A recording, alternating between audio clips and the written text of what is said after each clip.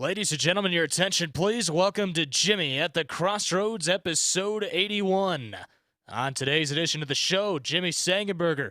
He'll discuss the great school reopening debate, plus jumpstarting the economy for small businesses. It's Jimmy Sengenberger coming up in moments. Stay tuned.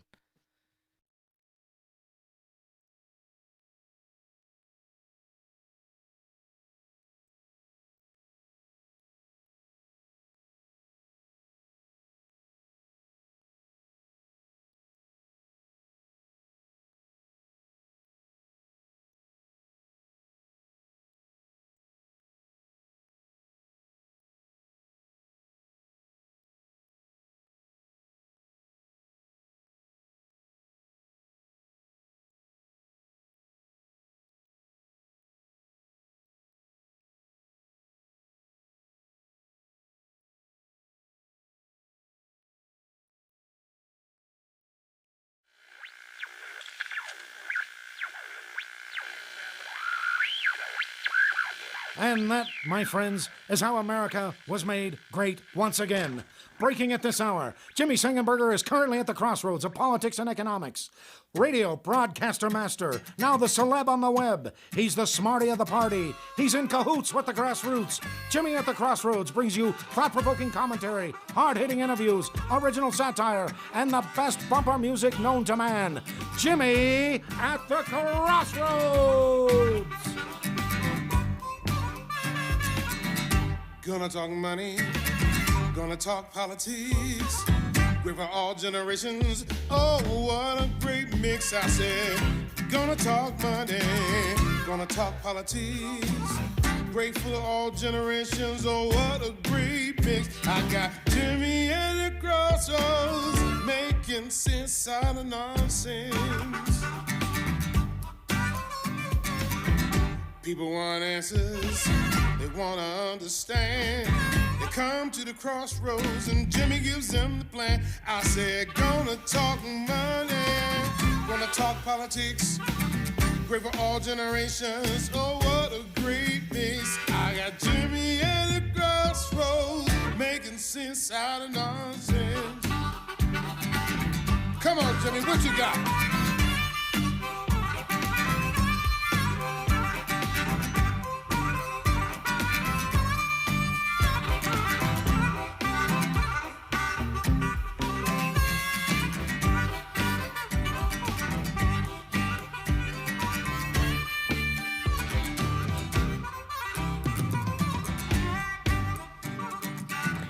Hello, my friends, and welcome to another edition of Jimmy at the Crossroads. I'm Jimmy Sengenberger, your host for the program, and as always, it is a pleasure and a privilege to be with you today, bringing you engaging, intelligent talk once again in partnership with the Washington Examiner.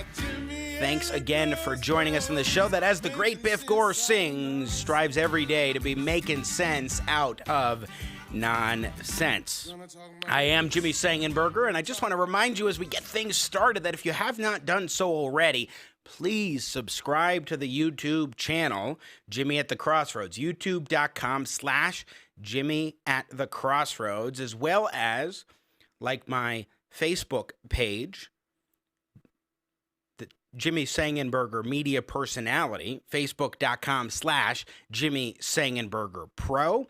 Both of those places you can access all of our live streams as they happen, as well as all the other video content that we've got. Plus, at jimmyatthecrossroads.com, you can check out all the videos, plus my latest articles, and log on to the Jimmy at the Crossroads shop with some really cool items. And not only that, but also the Jimmy at the Crossroads membership program we call the Crossroads Club. Plus, follow me on Twitter at Sang Center. That's Sang with an E, not an A, Center on Twitter.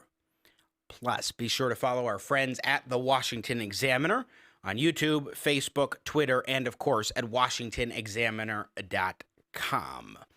Great show coming up today. In just a little bit, we will be joined by Elaine Parker with the Job Creators Network Looking forward to getting her thoughts on what's been happening in terms of the economy, how to revitalize and jumpstart small business amidst the continuing pandemic, the COVID-19 spread that we are seeing, and more. You do not want to miss that.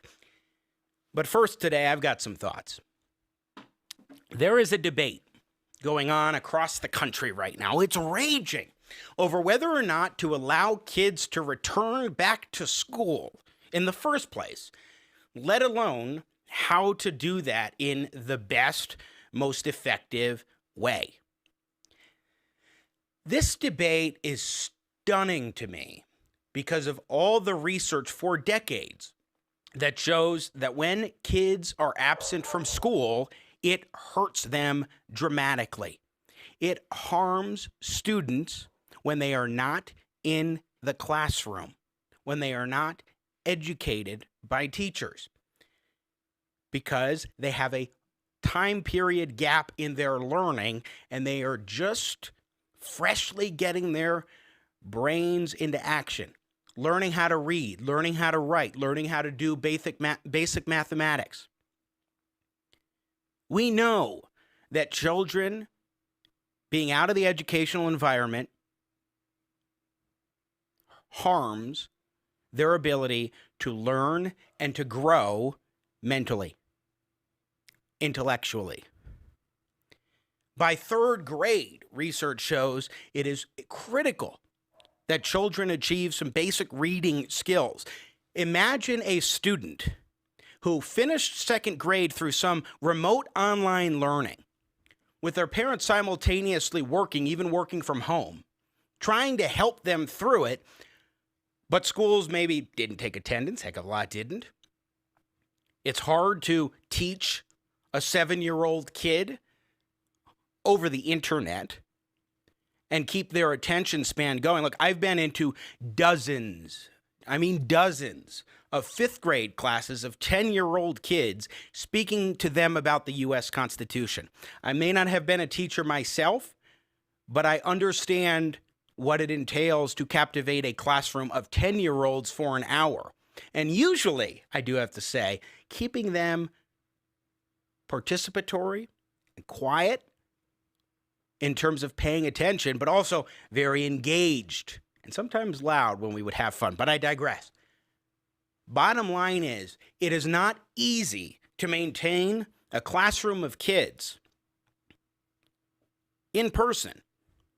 It's also very hard to maintain children's attention at a distance online. Imagine a second grade kid does their second half of the school year mostly from home, getting at most half the quality of education they normally would in the classroom, most likely, especially if a parent is only able to assist so much during the school day. There are a lot of parents who understandably and justifiably choose homeschooling. They do a lot to prepare for that. Very involved. They make the active decision. A lot of parents forced into this position. Now imagine that same second grade kid goes into third grade, and the first half of the third grade year, they're also out of the classroom. Imagine how much that child will lose from not being in school in a critical formative year when they're about 8 years old and in the third grade.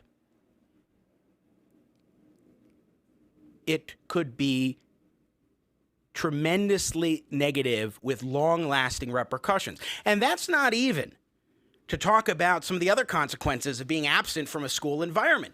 As I've talked about with COVID-19, kids not being in school means that a lot of at-home abusive situations are not being identified by educators and by school counselors. You also have instances where, and I know this from my own personal experience, teachers help to identify if a child has eyesight issues. There are a lot of things that a teacher can understand and catch in the classroom that parents at home might not catch because the teachers are dealing with groups of kids every day. But also, there are things that the parents wouldn't report perhaps in some cases, at-home abusive situations that teachers may catch. And the list goes on and on. The fact is that we need to bring children back to school. And don't just take my word for it.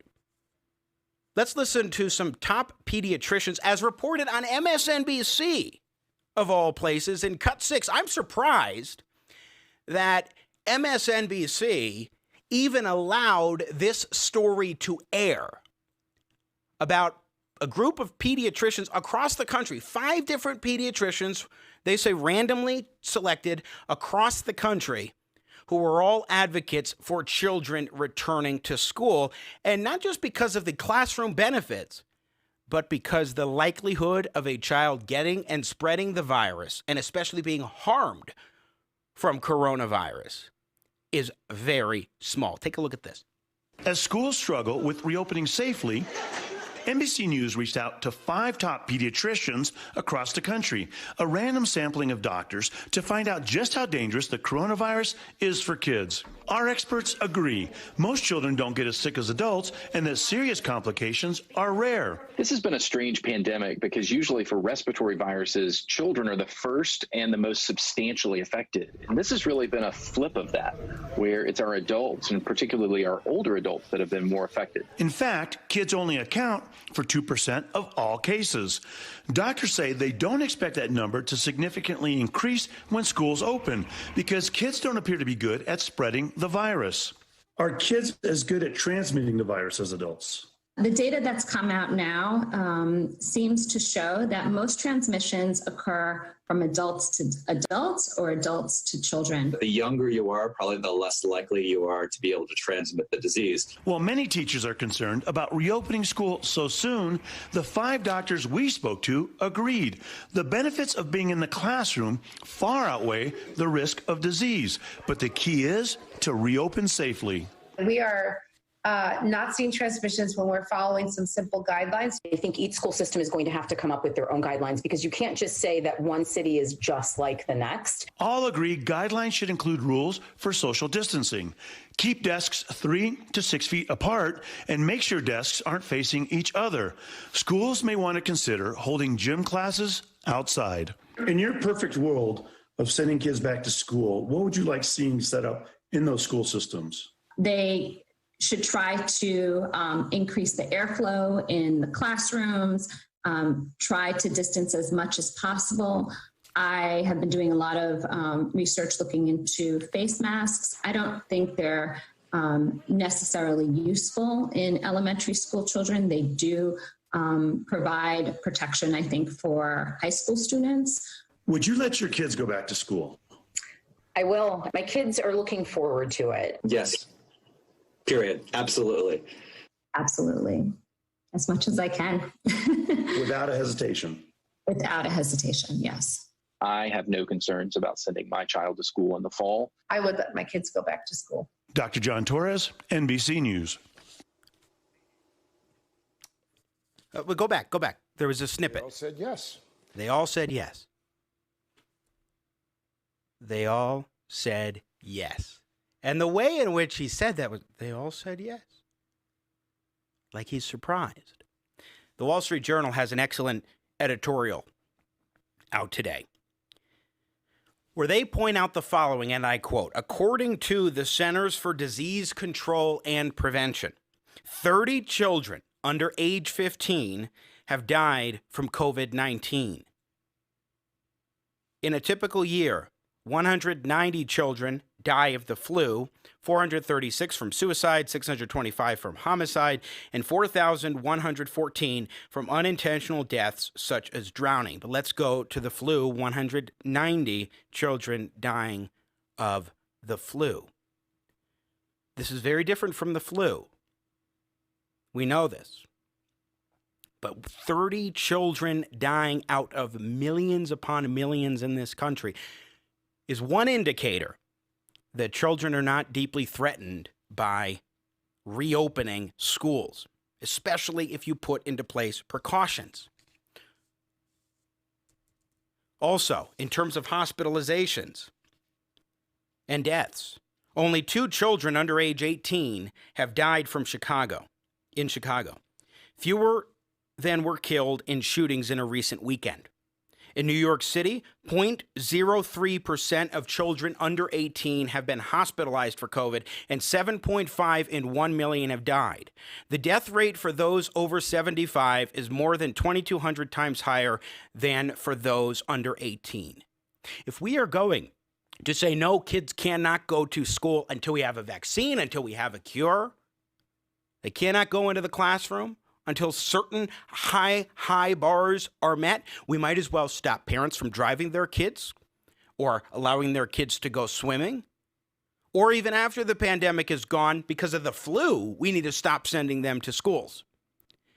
Now, what's so striking as well are those places in which they have kept schools open. In Sweden, which kept schools open, only 20 children under age 19, 0.6% of confirmed cases, have been admitted to the ICU, and only 1 has died in a country where they have reopened schools.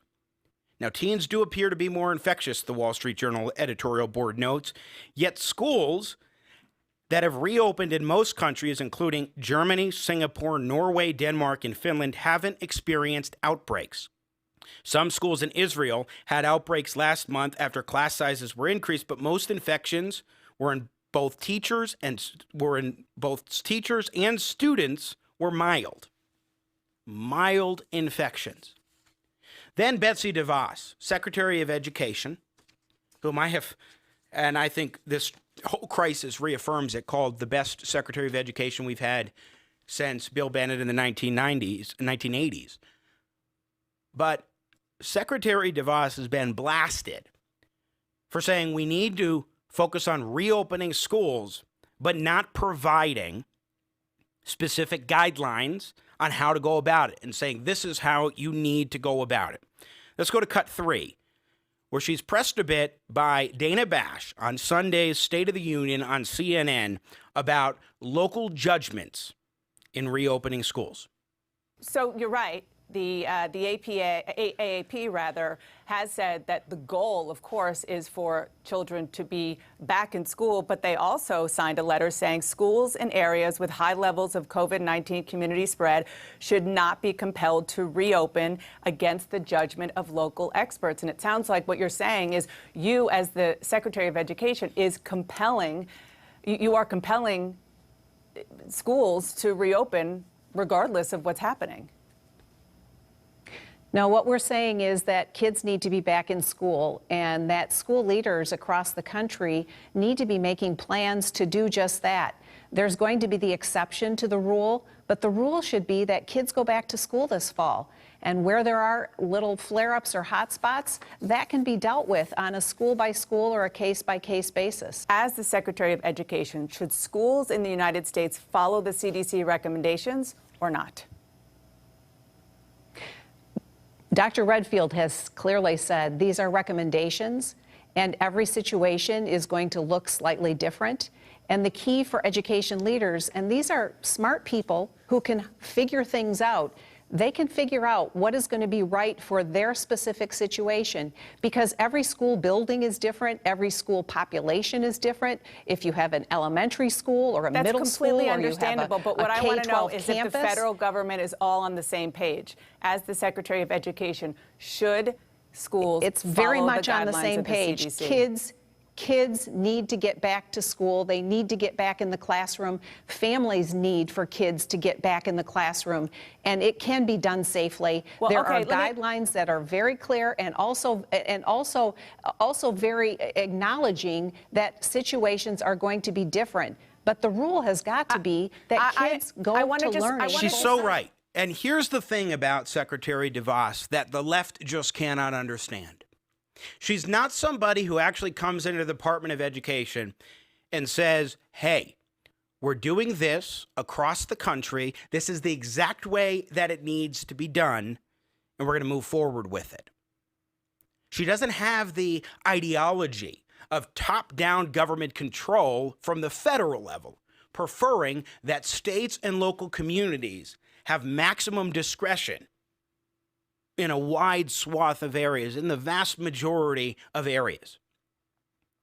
That's exactly what DeVos is saying here. We're setting the goal. Every school in this country and every school district in this country should strive to reopen for in-person learning for students. That's the goal nationally. Okay, good national goal. How are we going to achieve it? Well, that's where we get more localized. In cut 4, DeVos is further pressed by Dana Bash on her argument that the federal government shouldn't be dictating to schools how they go about the reopening, as though there's some kind of contradiction here. You're the Secretary of Education. You're asking students to go back. So why do you not have guidance on what a school should do just weeks before you want those schools to reopen, on what happens if it faces an outbreak? You know, there's really good examples that have been utilized in the private sector and elsewhere, also with frontline workers and hospitals. And all of that data and all of that information and all of those examples can be referenced by school leaders. But I'm not hearing a plan from the Department of Education. Do you have a plan for what students and what schools should do? So schools should do what's right on the ground at that time for their students and for their situation. There is no one uniform approach that we can take or should take nationwide, but can because I just the ask needs you, of a school in the city of Detroit are very, in my home state, in the city of Detroit, would be very different than that of a school in the Upper Peninsula of Michigan. Exactly, and that's the point. That's completely understandable.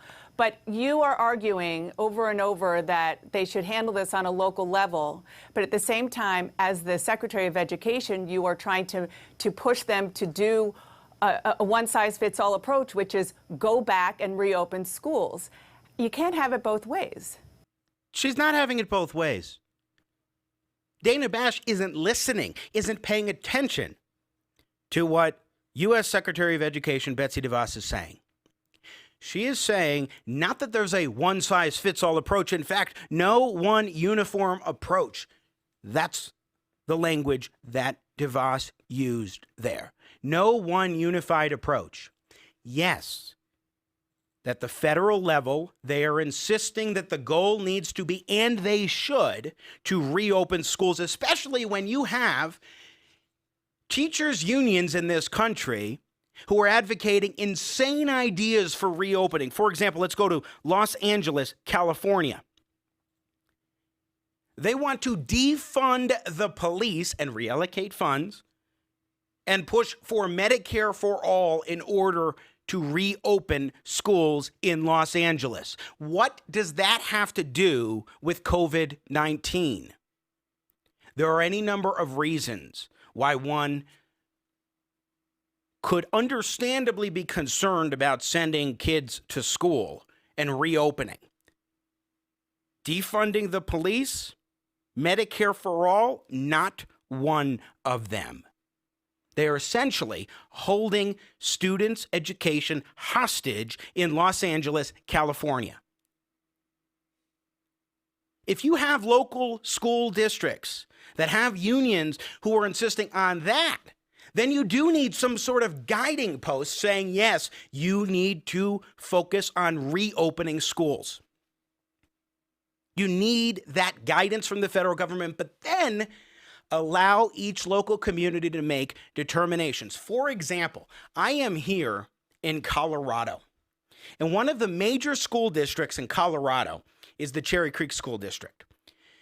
They are reopening their schools for in-person learning with social distancing, with masks required where possible, those kinds of precautions taken.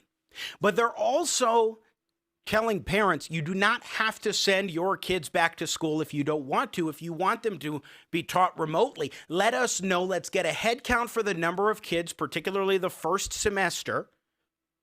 Let's get a head count for the number of kids that will be in the classroom so we can then determine how many teachers we need in the classroom versus how many teachers will be needed for online instruction. And by the way, those teachers are at higher risk, I would assume. I don't know this for a fact, but I would assume that Cherry Creek Schools is going to encourage those teachers at higher risk for COVID-19 to be the online educators. That is a smart way to do it. Now, we can have a discussion about masks and whether they're useful with kids or not. The point is that here you've got a major school district in the state of Colorado, just as one example I'm familiar with. I grew up and went to Cherry Creek School District. That is saying, we're reopening. You don't have to send your kids to the schools, but we're taking precautions if you do. And we need a head count so we can determine how many are going to be online and how many are going to be in the classroom. This is exactly why the federal government giving specific regulations and restrictions is wrong. Betsy DeVos is spot on here. She understands the role of the federal government to the extent that there is one under the federal law as it exists today. The role of the federal government is to set big picture targets and then to allow those local schools and school districts to make those decisions. But setting that big picture target when you've got a school district like Los Angeles, where education is being held hostage by a teachers union that doesn't want to send their kids back to school or have their kids and teachers go back because they want to defund the police, that shows you need some sort of federal guidance in this circumstance, but not getting specific.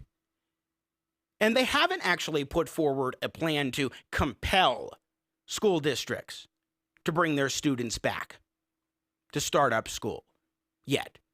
But what they should do at the federal level is if there are schools open in a given community and a child's main school is not open and that parent would like to send their child to school, federal funds and state funds, by the way, should follow that student to the school of that student's choice. Don't punish the student because that school or school district has made the decision not to open and to thereby deny that kid access to his school. Allow, as we talked with Corey DeAngelis on Friday from the Reason Foundation. Actually, that was from my radio show. But Corey DeAngelis from the Reason Foundation has made the point that we need to have the money follow the student more in that way. The left is maligning and attacking Betsy DeVos. Folks, she's spot on here. She understands the necessity of reopening schools. And I'll leave you with the final statistic, and then we'll go to a break. Philadelphia superintendent, this is according to the Wall Street Journal editorial, William Haidt, warned that kids were falling through the cracks, which could portend an increase in youth delinquency and crime. Research outfit NWEA has projected that, quote, students are likely to return in fall 2020 with approximately 63 to 68% of the learning gains in reading relative to a typical school year, and with 37 to 50% of the learning gains in math. Another half year or year of lost instruction will be impossible to make up. Here's the reality. Betsy DeVos's detractors of her as Secretary of Education say she doesn't care about students. She doesn't care about the quality of education. She's the one trying to ensure that kids across this country are actually getting an education in the classroom as much as possible. And she's letting the local communities, rightly so, make that decision because she understands that local communities, school boards, and parents know their students best, know their situations best, and yes, have local health experts who can provide them with appropriate guidance and guidelines for the circumstances that their communities face. Don't allow the media to mislead you on this one. Just don't. I'm Jimmy Sengenberger. Elaine Parker from Job Creators Network up next on Jimmy at the Crossroads. Stay tuned. America's politics are crazy. The culture is in flux. That's why we work hard to help you keep up. More politics, more culture, and more access. We focus on the biggest stories of the day with some of the biggest names in politics and punditry. Go to our website, WashingtonExaminer.com. Subscribe to our YouTube channel. Be sure to follow us on Facebook, Twitter, and Instagram. Hi, Tom. Gee, you look terrible. I feel terrible. Achy, fevery, nauseous. Ooh, that's too bad. You know, you ought to... Chills, stuffiness, bloating. Yeah, you know... Scratchy, gassy, drippy. I know. Say, Tom, you should try Wearaflu. Wearaflu? Wearaflu is the only medication that actually takes your flu symptoms and hides them at various places inside your body so that by the time your body finds them all, your flu is gone. In the meantime, you're back to work. You were right, Ed. Wearaflu lets me ignore my flu symptoms and gets me back to work. Thanks. Yeah, and thanks for coming in and infecting the rest of the office. Come out wherever you are with Wearaflu. Take as directed.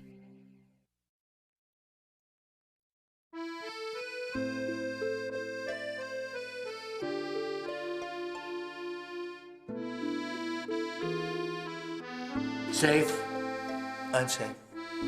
Very safe, completely unsafe. Extremely insanely safe. X Games unsafe. Who's there? What do you want? It's me, Arnold. Don Trump, I need to ask you a favor. I need you to stop using my quotes and my movie titles in your speeches. When you talk to the public, it gives them the wrong idea that somehow I support you. I can do whatever I want. I am, after all, Commander-in-Chief. Ah, that's what I mean right there. You can't just blatantly rip people off. That is a movie that I was in, not you, me. I can do as I wish, as I totally recall. See what I mean? That was a great movie I did with Jamie Lee Curtis and James Cameron, and neither one of those two support you, and now you're using that. You can't keep on doing this. That's it's exactly media true lie right there. That's what I mean. You can't say that. I don't know. Whatever became of us, Arnold? We used to be like brothers, like twins. That's the last straw. I can't take it anymore. There's something wrong with you. You must have something in your brain. It's not a tumor. Ah, that's it. That's it. That's from Kindergarten Cop. You can't steal that. You know what? You're fired. You can't fire me. I don't work for you anymore. I quit. I want you to get Pence on the line right away, Mike Pence. We're going to send him down to Mar-a-Lago, and we're going to put a stop to this Arnold business. Tell him to run. Go. Get to the chopper. I heard that. Knock it off now, or I'll be back. Unlike you in 2020, I'll be back. Get him out.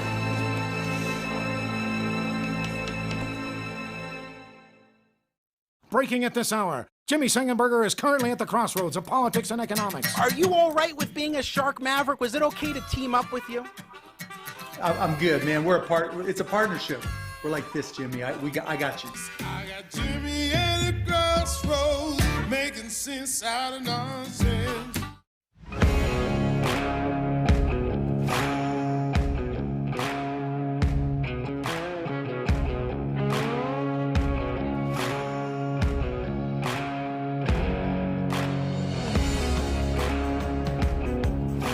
And ladies and gentlemen, let's get back to your host of the Crossroads, Mr. Sang Style himself, set to bring on Elaine Parker here this next segment. Jimmy Sengenberger, folks.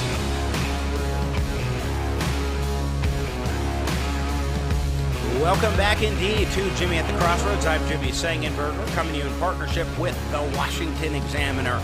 Once again, thanks so much for joining us, being a part of the program. By the way, there are a couple ways to get in touch with yours truly if you feel so inclined. You can tweet at me 24/7, 365 at Sang Center on Twitter. That's saying with an E, not an A, Center on Twitter.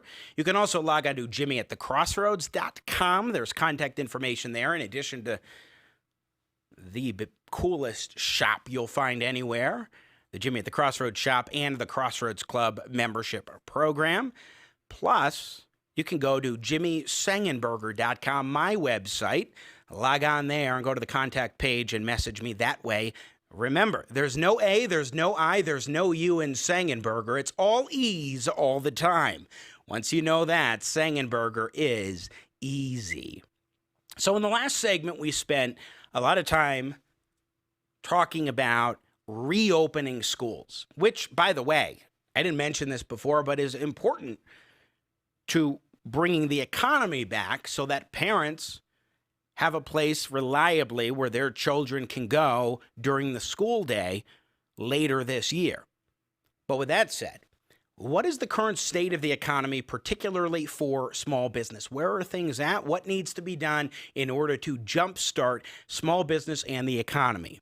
To talk about this, I'm pleased to welcome back to Jimmy at the Crossroads, Elaine Parker, who is Chief Operating Officer at the Job Creators Network, and rejoins us here on the program. Welcome to the show. Good to talk with you, Elaine. Great to be here, Jimmy. Thanks for having me. Thanks for coming on. So let me jump right into it with the first sort of broad question, because we've seen spikes happening across the country in terms of COVID cases, particularly in states like Florida and Texas, Arizona, and California. Given that, but also given the struggles that businesses, especially small businesses, have been dealing with, what are you noticing as the current state of affairs for the reopening and how businesses are faring right now? I mean, look, there's certainly a reason to take a step back and look at some of the spikes around the country and examine what we're doing and what's contributing to some of the spikes. I actually am in Florida, so I've been paying very close attention to not only schools opening, but how they're going to approach that. And actually, I'm in Orlando. The school board today is voting on what their plan is, because the governor has said we will reopen. And we will reopen with in-person learning and some combination of that. So my kids are really happy to go back to school, and I think it's best for them. I mean, the American Pediatric Association have said that it is in the best interest of children to go back to school. I think that is an endorsement in and of itself. And all of the data that we have so far, I mean, over the last 3-4 months of this pandemic shows that children have a relatively low risk of not only getting the disease, but spreading it as well. They don't seem to be the super spreaders that we originally thought. And they have a low, very, very low risk of mortality with the virus. So if we follow the standard procedures with the CDC, I think we have a very good opportunity here to get our kids back in school and get some normalcy back for them. They really need it. I mean, for some kids, those are their meals that they get for the day. Lower income kids, I mean, they get breakfast and lunch at school. And for kids who are on the lower income spectrum, sometimes for them, not being in school means not getting school at all. So this is really hurting kids on a wide range of ways. From depression, I could go down the list. Yeah. Well, and I want to stick with schools. I appreciate you starting there, Elaine Parker, especially because I just went and did a whole monologue on the need to reopen schools, and also how the U.S. Secretary of Education, Betsy DeVos, is going about this, saying, here's the guideline, reopen schools. How you do that and the extent to which you do that is up to you, the local communities, which I think is the way we should be looking at basically every education issue that we experience across the country. But I do want to go into your point about the spread and the health risks here. There was a remarkable, and we played the full report, but there was a remarkable report on MSNBC interviewing 5 different pediatricians across the country who said exactly that. And I just want to play the last 30 seconds or so of this clip from MSNBC. I will. My kids are looking forward to it. Yes. Period. Absolutely. Absolutely. As much as I can. Without a hesitation. Without a hesitation, yes. I have no concerns about sending my child to school in the fall. I would let my kids go back to school. Dr. John Torres, NBC News. They all said yes. You could see sort of surprise on his face. They all said yes, but there are 5 pediatricians echoing what the association has said, Elaine. I would call it disappointment on the reporter's face in hearing pediatricians say that. And it is across the board. We work with a lot of physicians on our Flatten the Fear campaign, and that's to help educate the Americans that it is safe for us to reopen society. For the bulk of us, for those in vulnerable populations, they need to be a little more careful and probably continue isolating. But all of our doctors are out there talking on a regular basis about these statistics and specifically about reopening schools. And they all, across the board, say that they want to get their kids back to school. They have no hesitation. And there's no reason why children shouldn't and couldn't be in school right now. Yeah, absolutely. And I do think going to the idea that Job Creators Network is putting forward of flatten the fear, I think that's a great pun, play on words here with what we've seen with flatten the curve, but it also is critical because there is so much of that fear. And there are some parents who are just saying, I'm not sending my kids to school. And I don't think that it is simply because of like a genuine scientifically based concern. I think it is much more because that fear has been ginned up in these particular areas. And so that's why you see a lot of people are just reflexively saying, no, we shouldn't. Or you have teachers that are saying, no, we shouldn't be told to go back to school, similarly to how, I don't know, grocery store workers have actually had to show up at work. It's interesting. The media has done a fantastic job at scaring the public, and they do it with very scary headlines. I mean, on Saturday, I get all these 20 notifications from different news organizations that I get, headlines from on my phone saying, 15,000 cases reported on Saturday, the record high, no state ever had that as many. But then I thought, okay, let me look at the numbers. So I went on to the Department of Health website and looked at the numbers, and they have a dashboard, and it's very clear. And Governor DeSantis does almost a daily news conference to explain the numbers. Well, we tested 146,000 people. I don't think any other state in the country tested that many people either. And it was also the third day in a row that our positivity rate went down. So we do continue to see the positivity rate go down, but the more the media scares people, the more the people are going and actually getting tested and finding out that not only do they have COVID, but they're asymptomatic and they're perfectly, walking around fine. And so that is increasing the numbers as well. But Governor DeSantis has done a great job. He's set up drive-through testing. You don't need to have any symptoms. You don't have to be sick. You don't have to have a referral. You just show up, you get tested. But because of all this fear, people are literally lining up at like 4 o'clock in the morning at the Orange County Convention Center here in Orlando. And it's hours and hours and hours of waiting because of the fear. I mean, can you imagine? But in the end, they're still getting tested, which is a fundamental point. Like, they're not being turned away, at least to your knowledge. They're not being turned away and told, sorry, we don't have any more tests. They may have to wait for hours, but they're still getting tested, which is critical, especially to critics, for example, of Governor DeSantis in your home state of Florida. Again, we're talking with Elaine Parker with Jobs Creators Network. So in terms of education and reopening schools, and in terms of tests, I mean, those are two things that really can help to bring back the economy, especially those small businesses that are trying to figure out how do we get things going again when kids might be at home for an extended period of time. And that's fundamental. Let's talk a little bit more about the small business side and how some of the things we're talking about are playing into this situation. Yeah, I mean, getting kids back to school is the first step towards normalcy for all parents. If you've got young children and you're trying to work, it's great if you're in a job that you could work from home. So imagine having a 4-year-old or a 6-year-old, or having to teach your third grader and do your job at the same time. I mean, the difficulty there is, we certainly have a greater appreciation for our teachers right now, but teachers aren't trying to do another job and teach our children, and that's their job. And it's been very difficult for parents to play these dual roles. I have a high schooler and a college student, so they're very independent. But, my brother has a son who is 7 years old and autistic.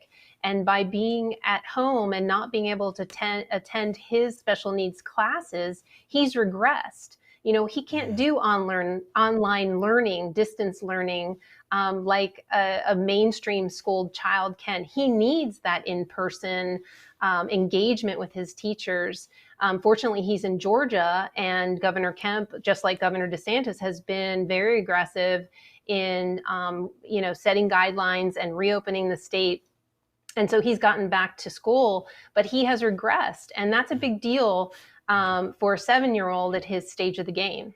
Oh, yeah. I was talking about a scenario where you can imagine a kid is sent home from school midway through or early on in their second semester of second grade. They finish it online, and then they're told, beginning of third grade, you can't go back to school. Well, my understanding is the research shows quite unequivocally that third grade is that critical point for developing reading skills. And if you're basically absent for the classroom for almost the equivalent of a school year between the end of your second grade semester and and of course the third grade, the third grade semester, that can be catastrophic in terms of long-term implications for your reading ability. Just talking about reading in third grade, that's just that alone.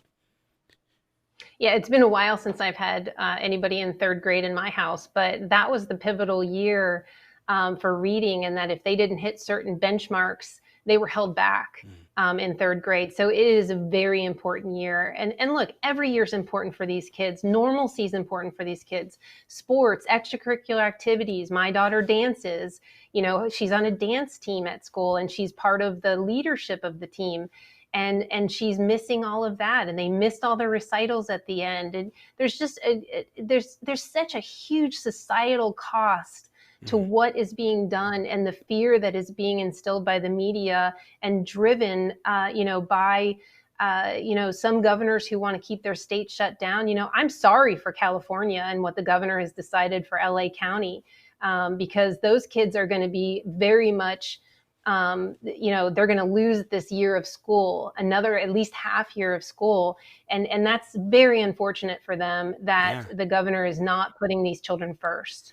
Well, I mean, gosh, the teachers union there, though, they will insist that you cannot reopen the schools until you defund the police in Los Angeles and I guess reallocate that money towards K through 12 education or something. They insist upon Medicare for all, total, just non sequiturs to what's going on here and to getting kids back into the classroom. And one thing, going to the point about parents working from home, I don't have any children myself, but I've talked with parents of small children who said, look, we're doing our best. We were doing our best, and we still are now that even school's been over, to teach our young kids who are in 4, 5, 6, 7 years old, there is work dad, work mom, and then there's dad and mom, where you can start being more, involved and that sort of thing. You could bug me more when I'm not in work mode. And that, I understand, is a very challenging thing for kids to understand. And I may not have,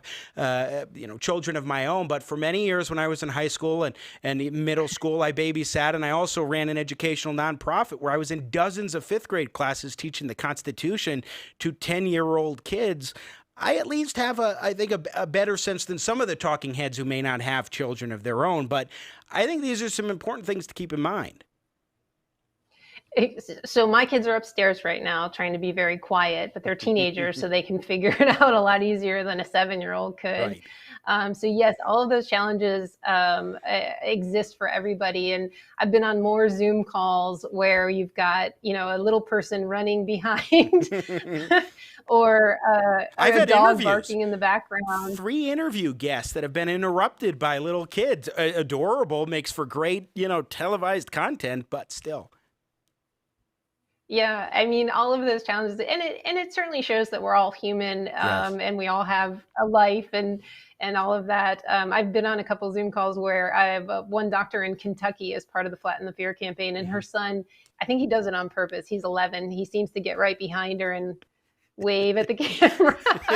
That's on purpose, if you're waving at the camera. But so let's just talk about what small businesses need in order to get things jump-started again, especially with these spikes that we are seeing. I mean, obviously, we're talking about reopening schools, a job creators network. What else do you guys think need to be done in order to get things going again? For real. Yeah, so the great thing about this administration is the fundamental economic policies that have been in play for the last 3 years and provided a prosperity that we haven't seen in half a century for every single demographic across the board. Those policies still exist. And what we're seeing as states start to open, we saw May jobs numbers, 2.5 million. Come back. Last month for June, we saw 4.8 million. The unemployment rate continues to drop. It's at 11.1%. We have every reason to believe that July will be very positive as well. But small businesses getting back up on their feet, even with the Paycheck Protection Program, which has been a godsend for them, they still need more assistance. And what we're getting behind is not necessarily another big spending package, because we think that there's enough stimulus in the system in taxpayer dollars. What we'd like to see is let's let small business owners and their employees keep more of their own money by cutting the payroll tax and eliminating the payroll tax. Very targeted and temporary, though. We'd like to see it for about a year for small businesses that have under 100 employees. And that would cover about 98% of all small businesses. So you've got employees that would get right off the bat a 7.5% increase in their pay. And then employers who pay the other side of the payroll tax would be able to keep that 7.5% that they match and put towards their recovery efforts and getting their businesses back up and running at 100%. And for people who are self-employed and pay both sides, the 15%, it's 15% more of their own hard-earned money that they get to keep. So instead of a taxpayer-funded stimulus package, we're just advocating for people to keep their own money and be able to recover that way and let the free market start to work for us now that we're trying to get back up and running. Something else that would seem wise is to cut more red tape. I mean, already we saw during the earlier days of the crisis where there were a lot of politicians, even Democrats, who were saying, well, temporarily we're going to remove this regulation and that regulation. My view is they should expand that and make it permanent. If it's not necessary during a crisis, it's probably not necessary at all.